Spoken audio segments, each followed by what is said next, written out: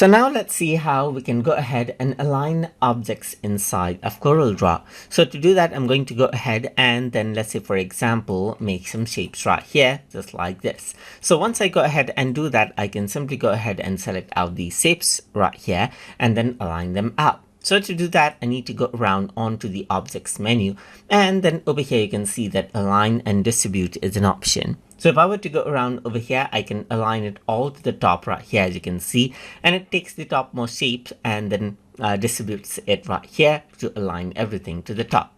Let me just press Ctrl Z, and what you can also do is you can go ahead and align this onto the bottom as well. Let's say, for example, if I were to go around and then align it to the bottom right here, then you can see that it takes the leftmost shape right here and then aligns everything to the bottom right here, just like this.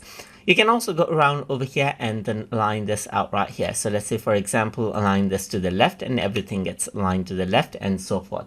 If I were to hold Shift and press L right here, you can see that I can distribute it out as well, just like this. I can also go around and press B right here to balance it out, or L, Shift plus L right here, Shift plus R to go around and then align it to the right, C and E right here, and it distributes it out evenly as well. So if I were to go around over here, you can see the align and distribute, so you can align everything over here, as you can see right here, and you can also go around over here and align it out right here to the center of the page as well, so everything is on the center of the page.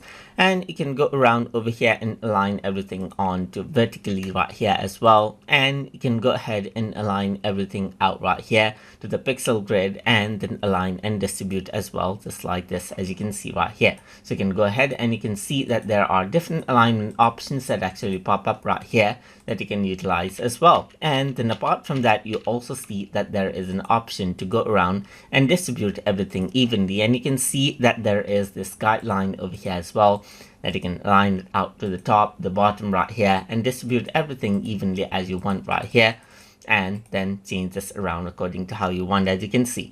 And that is how you can go ahead and work around with the object alignment inside of Corel Draw. So hope you guys learned something as always. And as always, please like, comment, share, and subscribe.